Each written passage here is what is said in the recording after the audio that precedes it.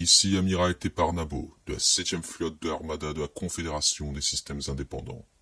Ce rapport est le dernier du journal de bord de ce navire, et c'est aussi mon dernier message qui me servira d'épitaphe.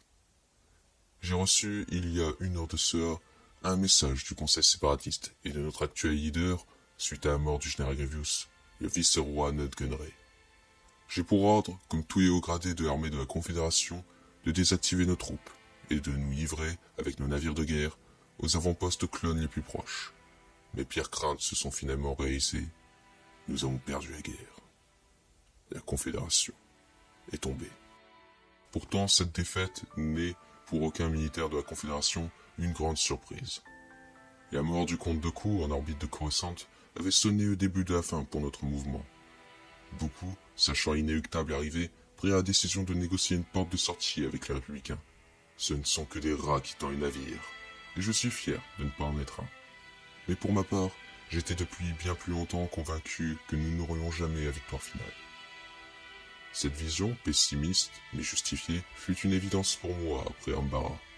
Ce jour-là, j'ai vu l'incroyable grande armée se jeter à l'assaut du monde Ambarien. Lorsque j'ai constaté que les Clones avaient réussi à écraser le peuple d'Ambarra, malgré toute la volonté et l'esprit combatif de ce dernier, qui souhaitait plus que tout rester libre, j'ai compris que jamais, peu importe notre conviction, nous ne pourrions vaincre une si puissante armée. Car je dois bien reconnaître qu'aucune armée dans toute l'histoire de la galaxie n'égale celle de Kamino. Et bien que la nôtre soit plus grande, elle est inférieure en qualité, et de très loin.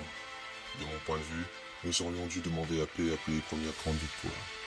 Au lieu de cela, nous nous sommes perdus dans notre orgueil, et bien que les victoires ont continué pendant un temps, nous étions, à long terme, déjà condamnés. La principale raison de notre échec à sauver la République de la tyrannie républicaine fut sûrement de faire confiance à un génie militaire qui nous a rapprochés à de nombreuses reprises de la victoire totale.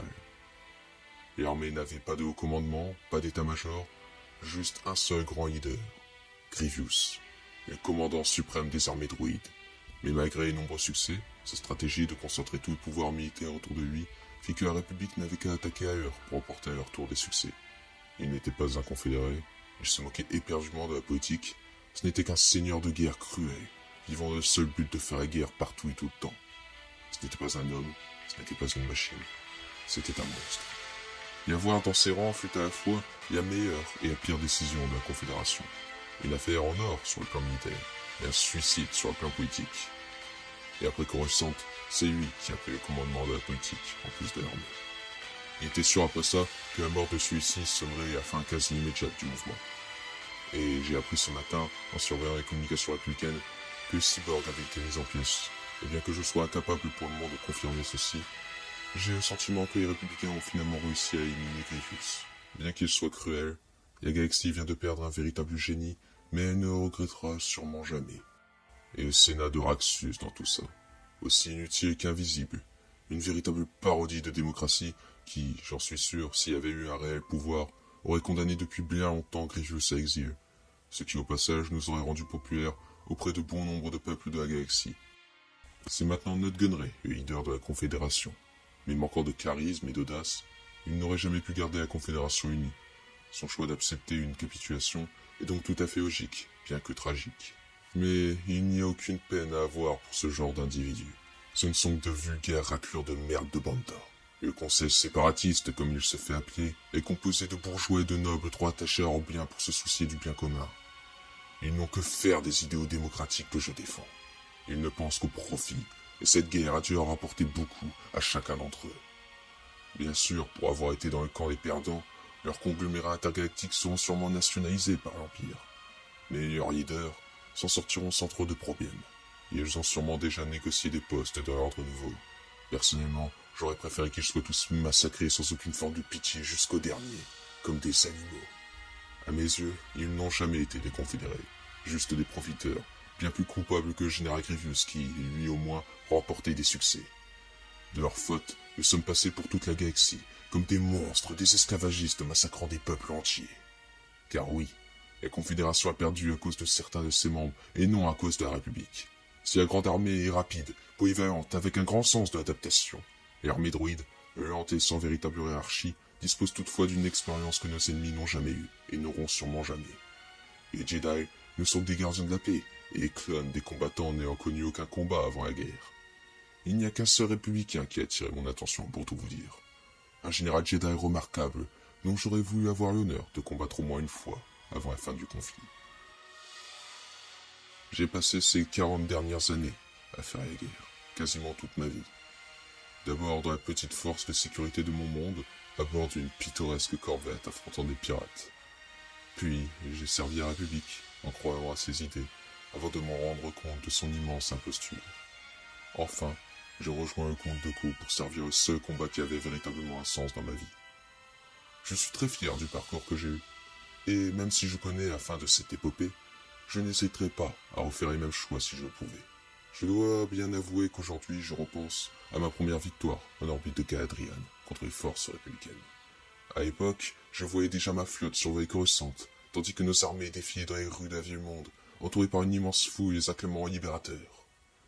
Même les Jedi auraient été forcés de reconnaître qu'ils servaient à mauvaise cause.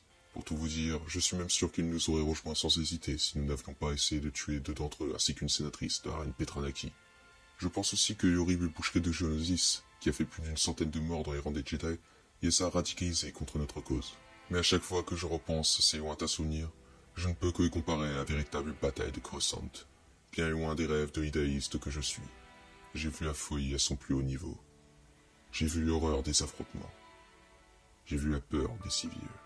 J'ai ressenti une forte douleur, une grande souffrance, dans mon corps et dans mon âme.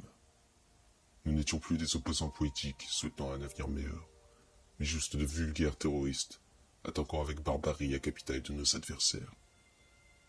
Et ce n'est pas l'idée que je me fais de la Confédération. Et pour avoir participé à ces crimes impardonnables, je sais que l'ennemi n'aura aucune pitié envers moi. Nous devons nous en remettre au vainqueur et prier pour qu'il soit clément. Mais pour toutes les horreurs qu'il a subies, il souhaiterait une vengeance totale. De plus, ce que je redoutais le pire est arrivé. La République est devenue encore plus totalitaire que nous le pensions.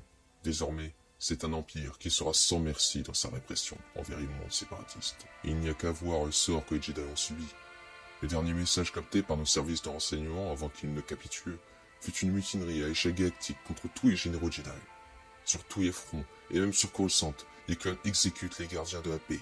Peu importe leur âge, peu importe leur grade. Ils sont tous massacrés jusqu'au dernier. C'est un profond chagrin qui s'empare de moi, alors que des milliers de Jedi se font massacrer aux quatre coins de la galaxie. Eux qui ont réalisé trop tard qu'ils étaient du mauvais côté. C'est en quelque sorte un avant-goût du sort réservé à tous les mondes de la Confédération. Dans mon cas, je ne me fais pas d'illusions. Une fois mon vaisseau arrivé en orbite de Mijito, la garnison impériale me mettra en état d'arrestation, pour crimes contre la République, haute trahison et séparatisme. J'aurai peut-être un simulacre de procès, avant de finir devant un peloton d'exécution.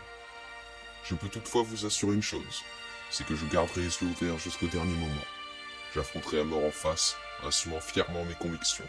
Bien sûr, la postérité, qui me verra sûrement comme un monstre sanguinaire, un ennemi de la démocratie, ne comprendra pas le fait que j'accepte si facilement une mort certaine. Le fait est que je refuse de mourir en foulard. J'ai voué les dernières années de ma vie à la Confédération, et je mourrai en tant qu'amiral confédéré. Pour tout vous dire, je suis même plus triste du sort des droïdes qui ont servi sous mon commandement que du mien. Ils vont être éjectés dans une pleine décharge, fondue dans des usines, juste parce qu'ils ont obéi à leur programmation. Et pour finir, mon navire, il n'aura jamais son sacrifice glorieux au combat. Il n'aura jamais ses êtres de noblesse après d'incroyables affrontements. Il n'aura jamais une spectaculaire épopée. Dans un monde juste, nous aurions gagné. Nous aurions vaincu la tyrannie et sauvé les peuples de la galaxie. Mais nous sommes dans un monde cruel. Le destin, ou la force peut-être, a fait que nous étions condamnés par nos propres erreurs. À croire que notre chute était prévue depuis bien avant notre existence, comme faisant partie d'un plan, bien trop vaste et complexe, pour en comprendre le sens. Amiral Teparnabo, de la 7e flotte de l'armada séparatiste. Longue vie à la Confédération des systèmes indépendants. Terminé.